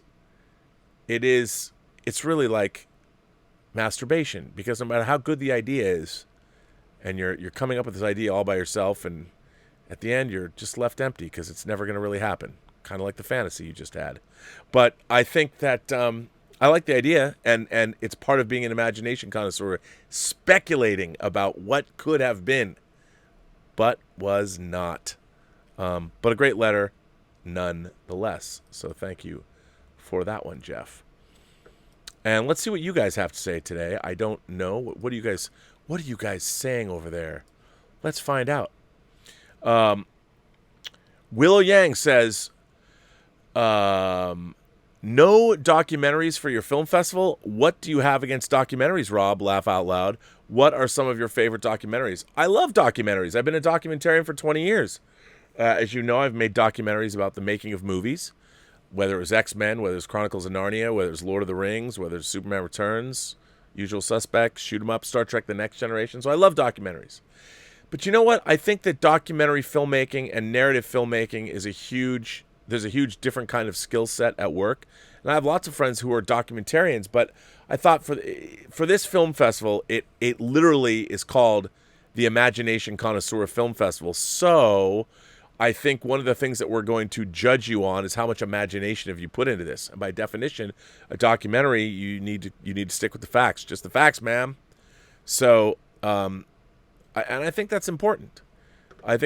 So we're just gonna do. I might add, if this becomes a successful event, we still don't know how many movies we're gonna get. Hopefully, we'll get more than one or two, but it should be fun. But we're going to ultimately, these movies are going to be judged upon how much imagination is put into them. And that means that it's not necessarily, we might have a Hollywood quality short, but we also might have something that is incredibly imaginative that is certainly not of Hollywood caliber, but the more imagination on display might, bump it up in the rankings. And I could see a movie that could win. Some of my favorite documentaries. One, the first thing that came to mind when you said that is Hoop Dreams. Have you ever seen Hoop Dreams? Hoop Dreams is great, and it's about high school basketball, and it'll bring a tear to your eye. Harlan County, USA is another documentary that, and Harlan County, USA and The Thin Blue Line are two documentaries from back in the day. Let's see. What can I think about in terms of, Koyaanisqatsi. I had the, it's not really a documentary per se. It's more of a tone poem about our world, but it kind of, and it's part of the Qatsi trilogy. I really like that a lot. And the last documentary that I saw Jiro Dreams of Sushi. If you like sushi, don't watch it because you'll have to go get some. But I like that. Those are just off the top of my head. Those are recent documentaries that I enjoyed. Willow says, have you seen Tony Kaye's Lake of Fire? I have not. Tony Kaye, who directed American History X, he apparently spent 16 years and millions out of his own pocket to make it. I'm not sure if I can recommend it, though, so it'll probably piss everyone off. Tony Kaye's Lake of Fire. Interesting. I don't know it, but I know Tony Kaye. Let's see what it says. Lake of Fire. Wow, okay, I don't know this documentary. Lake of Fire is a 2006 documentary directed by Tony Kaye that graphically depicts abortion in the United States. Ooh. It features Noam Chomsky, Peter Singer, Alan Dershowitz, Nat Hentoff, Randall Terry, and Norma McCorvey, among others. Footage of Paul Jennings Hill, who murdered... Wow, I got to see this. I can't believe I don't know this documentary. Footage of Paul Jennings Hill, who murdered physician Dr. John Britton and Britton's bodyguard James Barrett in 1994, was also featured. The film was shot over a period of 16 years, with director Kaye spending $6 million of his own money on its production. The documentary was filmed entirely in black and white, and it opened in 2006 in Toronto, Ontario. Oh, I got to see that. Yeah, that's interesting. I'm very... Obviously, I was adopted. And the issue of abortion is something people have been talking to me about my whole year. Everyone's been talking to me about everything my whole year. No, but my whole life, because, people are surprised that as an adoptee, I am a firm believer in a woman's right to choose. And people are like, well, Rob, how can you do that? I mean, you were, and I also know I was this close to being aborted. If you go back and you watch when I met my biological sister, Well, I have a 100% for those new to the channel. I have a 100% biological sister that I did not know existed until I was 29 years old, and she found me. And you can watch. There's a video of us meeting for the first time. But we met my biological mother, and my biological mother found out when she was 17 that she was 5 months pregnant because she was on the track team at the University of Washington, so it was not unusual. She started college early. It was not unusual for her to skip her periods, and at that time, they did not allow second trimester abortions in the state of Washington. So my douchebag biological father put her on a plane by herself, sent her to California to sit in a room, a 17-year-old alone, to sit in a room, a waiting room, and then wait to go have an abortion, to have me scooped from her womb, never to be heard from again. Some people might say, well, Rob, that could have been a good thing. You might have spared the world. But for me, she was actually, again, like I started out wondering the impulses that people have, what makes them make these decisions from their gut. I'm always people with intuition, a combination of knowledge, intuition, whatever. At the very last minute, my biological mother decided not to go through with it. She left the clinic and flew home. So I was this close to not existing. But even knowing all of that, I do believe in a woman's right to choose. Now, do I believe in late trimester abortions? I do not. I do not. You got plenty of time to think about it. But first trimester abortions, I will always believe in. And, yeah.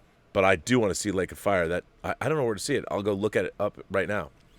Damo Davies is here and says, greetings from the UK. Do you believe it was a wise move for director Peter Jackson to have 3 separate editors for his Lord of the Rings trilogy? I do. I feel it is a small miracle that the 3 movies seem of a piece due to this factor. I do. I'm a huge fan. I'm an editor myself, and I think, well, first of all, because the movies were shot concurrently, it was a good idea because they had editors working and they could see what works and what doesn't, and they needed to refer to things. And look, I think it's always great to have different perspectives because it's the same director. You know, Peter Jackson has already shot his footage, and having different perspectives, because remember, Fellowship, Two Towers, and Return of the King are all a little different. And I think their pacing is a part of that. And I think it was really smart to actually do it that way. Also, I can't imagine you'd burn out your editor, Damo says, also factoring in whilst cutting the next movie's theatrical release that the director was working with his previous film's editor for the extended DVD release for the following autumn must have been the most ambitious cinematic achievement ever. Oh, no doubt. I mean, the Lord of the Rings trilogy is an amazing, amazing feat that it worked as well as it did. And it pushed people up against the wall. And crazy. Damo Davies sends in a tip and says, I was watching the movie version of Starsky and Hutch recently, and there is a scene midway through the movie where Starsky and Hutch are implored to behave dragon-like to Will Ferrell's Big Earl in prison in exchange for information. And it got me thinking, was this what it was like for Benedict Cumberbatch, not Khan, trying to mocap Smaug in the Hobbit movies for Peter Jackson? Just a wild thought I had whilst watching these movies recently. Well, I have to tell you, while obviously I worked on the special features for the extended versions of Lord of the Rings, and I was in New Zealand, I worked on those for 3 years, I did not work on the Hobbit special features, but a lot of my teammates did. And I have to say, those Hobbit special features are also fantastic. They're a little bit more refined, and because they had boots on the ground the whole time, the footage is incredible. If you don't have the Hobbit extended versions, I would suggest getting them, even if you weren't that big a fan of the film. Get the discs because the special features are extraordinary. And you get to see some of that footage. And I think you're probably right about that. Cumberbatch had a blast doing Smaug, and I would love to have been a fly on the wall on that set shooting stuff. Damo Davies says, oh, have you seen the 2008 British horror movie Eden Lake, starring Michael Fassbender and Jack O'Connell? It's a low-budget affair, but emotionally draining, and I would liken it to Atonement in its emotional impact. Absolutely horrifying and harrowing. Let me tell you something, Damo, about this movie. I've tried to get Eden Lake many times from Amazon UK on Blu-ray, and I have not been successful. I've never seen Eden Lake, but I want to own it because I've read how difficult and hardcore it is, and I don't own it. And I've ordered it many times, and they've not been able to get it for me. So maybe I haven't looked hard enough, but yeah. Damo Davies goes on to say, in the movie Kill Bill, O-Ren Ishii's katana has no guard on it. Do you think that this is because she never thought she would have to use it again because of her position in the Yakuza, or because she is so skillful she had no need for a guard on her blade? Oh, I think it's the latter. She's completely, it's hubris. Oranishi doesn't think she needs a guard because she's that damn good. I totally agree. That damn good. David Crabtree is here. David Crabtree sent me a tip. Now, for those of you who is David Crabtree? Well, he's a longtime artist, and he is a fan of the channel, and he's working on his own comic book now, but he designed this one and this one that we got today. David Crabtree, that is his work. David says he's really digging all the creativity from the Post-Geek Singularity community going into these poster designs. A round of applause to you all. I agree. I wholeheartedly agree.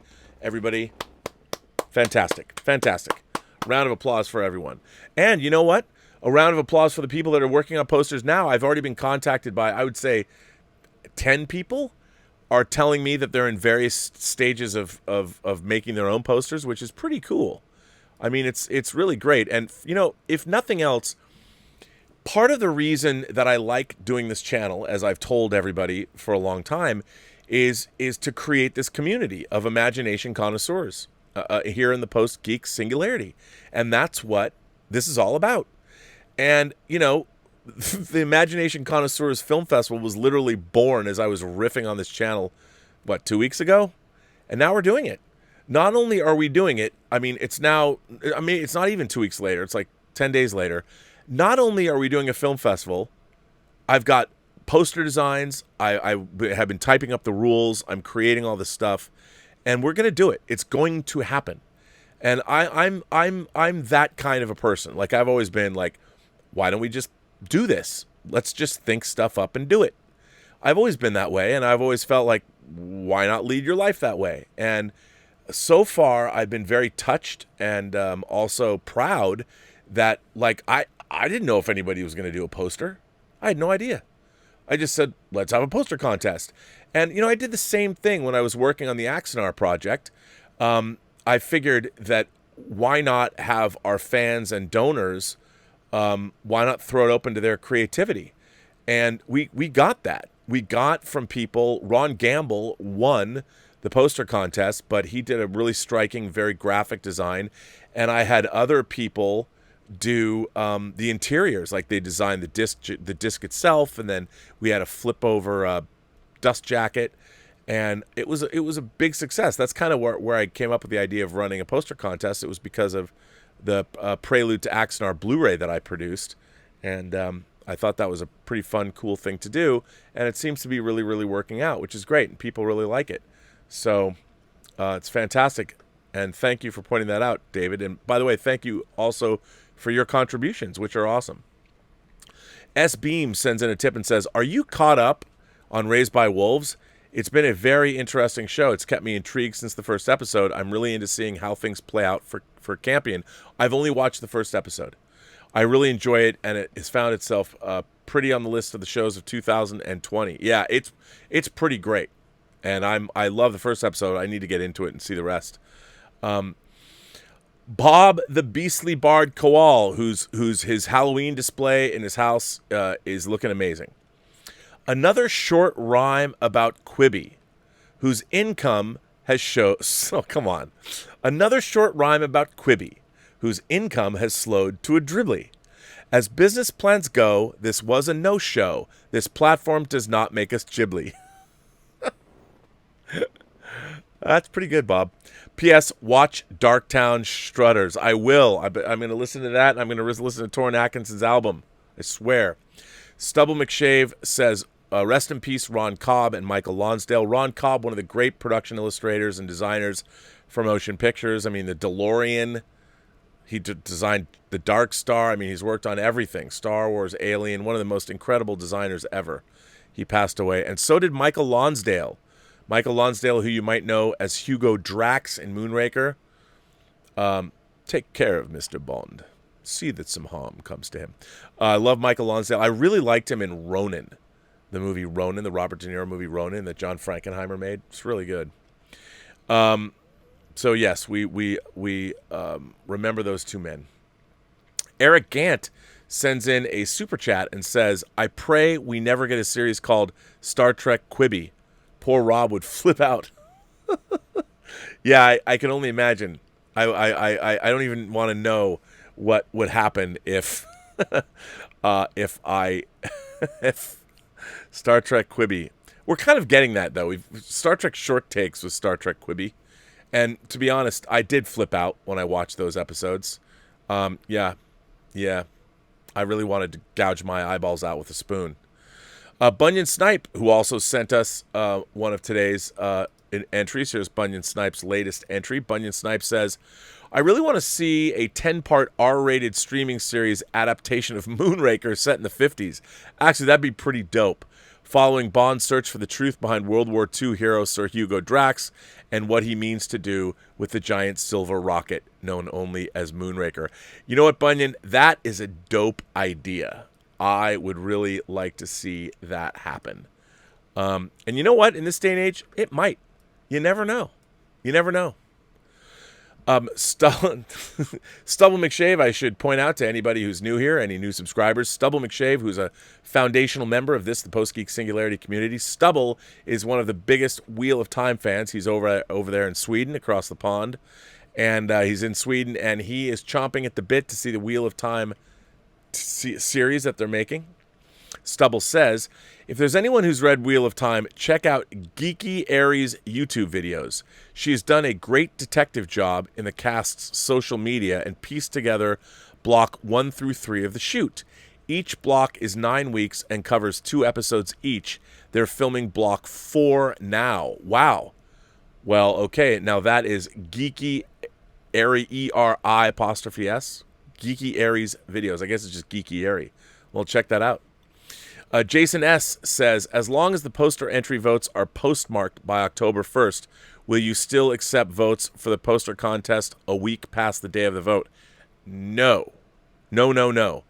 The poster contest ends at midnight on the 30th Pacific time. Done. Because I'm going to put up you're going to vote right away. Now, that's not to say you can keep sending me posters and I will put them up. I'll promote them. I'll show them on the show. I'll put them on the website. They just won't be under consideration to to be a judge. I mean, that's what you win if we like your poster. Also, if we like your poster, remember it needs to be high quality printing, and we're going to get it very high quality printed. Like I was thinking, for instance, like some of these posters, there's a few that I liked that like this one. Okay, I like this because you could print it in black and white if you wanted to, even on like this is the kind of poster you could put up in coffee shops or something, right? And then if Roberto Suarez's homage to Saul Bass, for instance, you could print this on UV. You could do UV spot printing on this and make the black and the red like shiny, and then maybe have the white underneath a matte finish. And something like that would lend itself well to this poster, like a heavy card stock, a heavy paper stock, also with the red printed UV spot printed, so it stands out. And I mean, it'd be really, and even on like something like David Crabtree's poster, if this was say the winning poster, you could do a lot of really interesting printing on this to really bring out the colors and make it vibrant. So that's the thing for the winning poster. We're going to print them up and we're going to sell them. By the way, in addition to, we would also give the winning artist, a kickback. Like if we sell the posters, we would definitely pay the artist for his work or her work. I have received only one poster from a female, by the way. So there you go, Jason. Try and get it in before September 1st. Michael Preston sends in a super chat and says, hey, Rob, what do you think of Buck Rogers revival or remake? I think it could be done great. Have you checked out The Legend of 1900? Tim Roth is great. I have not checked out The Legend of 1900. But yeah, I mean, you could easily do a Buck Rogers. You don't have to, it doesn't have to be a reboot of the Glenn Larson series. Far beyond the world. And you could just reboot the character of Buck Rogers. Go back to Buck Rogers' roots. I could see that. Nay sends in a super chat and says, did you see the Dune trailer video side by side with the 1984 Dune? It looks so much like he's adapting the Lynch movie just with the shots, but not in a bad way. Yeah, I think that Denis Villeneuve, he said that he loved the design work of of the Lynch Dune. I do think the still suits were a little bit better in Lynch's version. Everything looks very utilitarian. I understand he's going for verisimilitude, but I get it. But yeah, I think Denis Villeneuve was heavily influenced by Dune. But I'll tell you, there's when you're going to the story, the book, there's things you have to like hit on, like when Paul drinks the water of life, and what is that going to look like? And if you adapt it the way it's adapted in the book, there's only certain ways you could do it. So I think that they, I think that's what I had to do it. Stephen Foley sends in a super chat and says, "Hey Rob, the Dark Crystal: Age of Resistance canceled after one season at Netflix. You know what? That is a damn shame. That show is amazing, but it doesn't surprise me because I don't think kids could necessarily get into it. That was definitely a show that was made for adults. It was made for adults. Maybe someone else will pick it up. I hope so." Gil James Bavel sends in a super chat and says, "That's a total mischaracterization of Aleister Crowley, who fought for the British in the intelligence field against the Nazis." Well, I understand, but maybe he's a double agent. Yeah. Roger Lee, but I understand you're paying, Gil. Roger Lee sends in a tip and says, "Documentary films are not beholden to just facts. These films are often made from the filmmaker's point of view and usually have an agenda. Michael Moore's documentaries are some of the biggest piles of fiction that are made." Well, I think that's true. I mean, there are other documentaries, I think, like Hoop Dreams.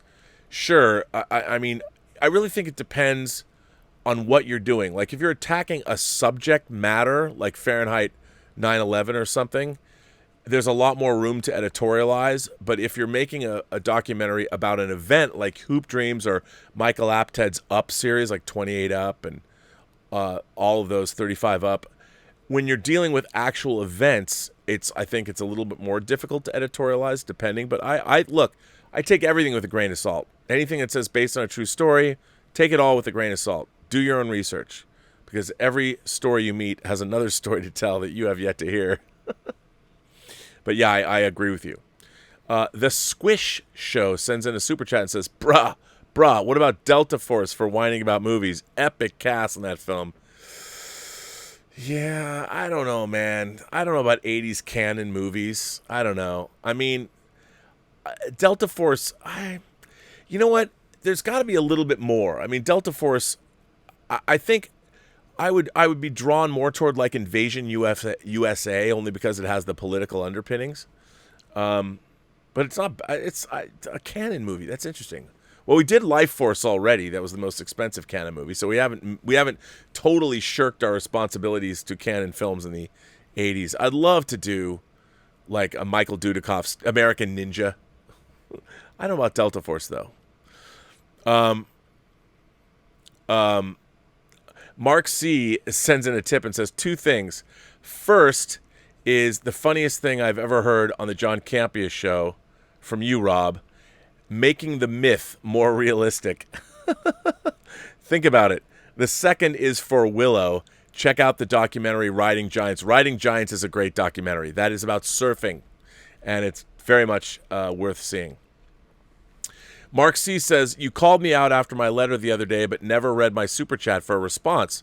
I would love to design a poster, but I'm busy with Captain Dirk Danger and the Space Rangers. Right now, we are knee-deep in Saturn Men."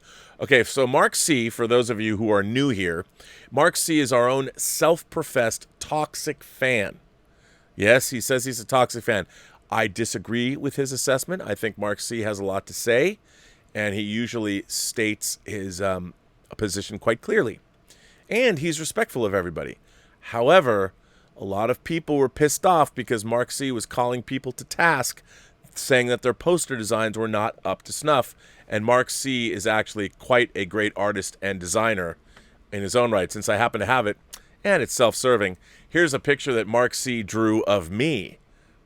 Now, this was not to suck up. He has not entered a poster into the contest.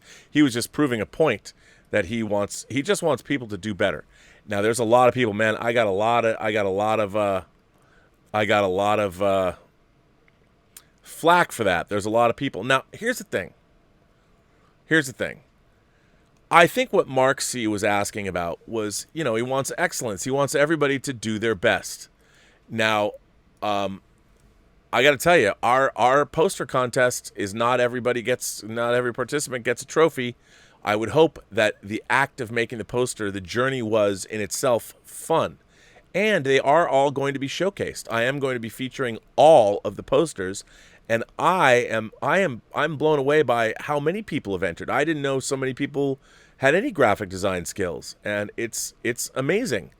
And yeah, I I think it's, look, I understand what Mark is saying, that he wants to see excellence. He doesn't want to see people slack off. But I think we have to remember that there's a lot of people that they've never designed a poster before, and they're doing so for the very first time.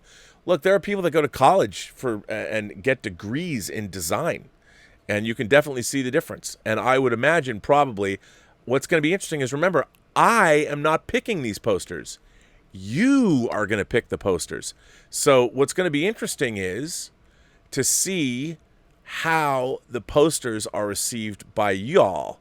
And being that people are going to be able to vote as many times as they want, I mean, you can always stuff the ballot box, but I think when you see all the posters, we'll see what happens. Well, actually, I don't know what's going to happen. You guys are going to have to tell me, which is kind of exciting. So I'm glad, and Mark is working. I understand that he's busy, so he doesn't have to send us a poster. But I'd kind of like to see what he would send us. Although I think he should submit it under a pseudonym so it gets a fair shake. Paul in Long Beach is here. Man, Paul, glad the Robservatory made it through our earthquake, Rob, especially since it was so close to you. Might be time to secure some of the hot toys. The big one will eventually happen. Yeah, I got to tell you, the earthquake the other night, that was the strongest earthquake I felt in a long time. And I was here in the Robservatory when it happened, and it was a big one. It was a shaker. It wasn't like the rolling. We've had rolling ones here, but those are kind of calm. And it wasn't like the Northridge quake, which felt like somebody just picked up the building I was in and dropped it on the ground. Like literally picked up the building, dropped it on the ground, and I was house sitting for Peter Billingsley. I was staying in his apartment during the Northridge quake. If you don't know Peter Billingsley, he executive produced Iron Man, but he also was the kid in A Christmas Story. Don't shoot your eye out, kid. He and I were working together for a couple of years, and I was house sitting for him, and literally every dish that he owned came out of his cupboards and smashed in the kitchen. It was hardcore. So I do have to secure the hot toys. Might be time to secure the hot toys. Well, most of the time stuff's pretty secure. I mean, this stuff on the shelves can fall, but I mean, it can't fall, but it does fall. But yeah, it was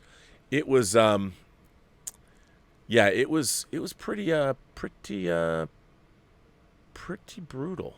Pretty brutal. So we made it. Kellogg 170 said, have you seen the 1976 movie The Big Bus? I have seen The Big Bus, but I haven't seen The Big Bus in forever. And you know what? I know somebody I know had something to do with The Big Bus, and I have to, you know why? I'll tell you exactly why I know The Big Bus. You know why I know The Big Bus, and I've had conversations about The Big Bus. Now, I haven't seen it in forever, but the reason, Joseph Bologna, who co-wrote and co-stars in Tango Shalom, starred in The Big Bus with Stockard Channing. And I talk with him a lot about it. That's why I know. That's why I know. And The Big Bus is basically, I want to say it's post-apocalyptic, but I don't know if it is. There's this giant, like, nuclear-powered bus that's traveling across the country, and it's kind of a spoof, I guess, of disaster movies, and it's worth seeing. But I haven't seen it in ages. And Joe Bologna passed away. Otherwise, I'd call him up right now and ask him to tell us stories about making The Big Bus. Anthony Gonzalez sends in a tip and says, I hate to put you on the spot, bruh, but I'm going to do it anyway. What do you think of Michael Moore's films? Do you like any of them? Do you like his style?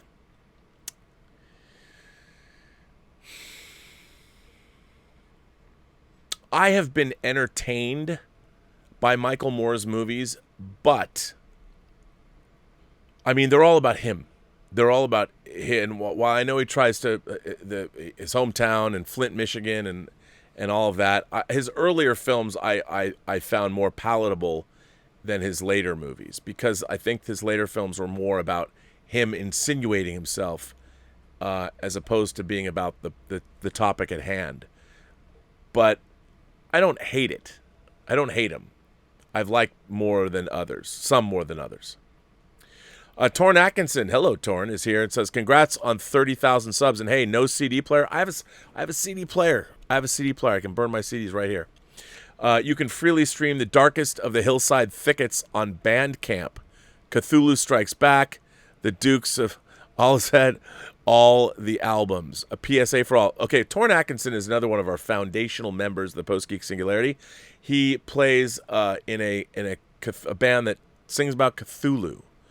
And there you've got to find his album, The Darkest of the Hillside Thickets. And it's available on Bandcamp. And then there's Cthulhu Strikes Back and The Dukes of Ozhead. And those are albums you can find of his band. So go look for those. Mike Bodden says, dude, you've got the poster up instead of your video. Do I? Still? I thought I moved that stuff around. Anyway, sometimes I forget. The Squish Show sends in another super chat and says, rewatch Delta Force. I'll take Invasion USA too. Yeah, I remember liking Invasion USA much more than I like the Delta Force, but all right. Jeff Yerke, who actually sent in a very striking design for the what's it called? The first annual Intergalactic Imagination Connoisseurs Film Festival. Jeff Yerke sent in a very striking poster design, and you should check it out. Jeff Yerke says, hi, Rob. All I have to say is good design is hard. Live long and prosper. And hey from Mrs. Yerke. Well, say hey back to Mrs. Yerke. Yeah, I really liked your poster design. It was very cool. But yes, design is hard. Design is, in fact, hard to do. So, yeah. Well, ladies and gentlemen, boys and girls, kind souls, members of the Post Geek Singularity community, I'm going to bring episode number. What number is this? Episode number 519. I had to look and see. Episode Robservations 519. I want to thank everybody for being here. I want to thank my moderating staff. The Richard is here. Who else is here? Mike Bodden. Mike Bodden is here. Hello, Mike Bodden. How are you again? And I think that you two guys are here. Well, thanks for being here. I appreciate it. Really like my moderating staff. I want to thank all of you out there, all of you viewers that support the channel, whether it's via Super Chats or whether it's via tips or whether it's sending me letters. You know, you can send me letters for new people here. We have a website, the burnettwork.net website, and we accept letters 24/7, 7 days a week at the website. If you go up to the top right corner, you can see in the very top a link where you can submit letters, and I'll read them. You know, all I ask is that the only rule around here is that you have to remember to be respectful to the rest of your Imagination Connoisseurs and the members of the Post Geek Singularity community. You can disrespect me all you want, but just make sure that you respect the members of the community. So send me letters, theburnettwork.net. Also, for those poster designers, we now have a specific link to the burnettwork.net website. If you go up to the top, there's a specific link to send us posters. And if you haven't already, I think we have all the posters that were sent to us in where that link goes to, so I think we do.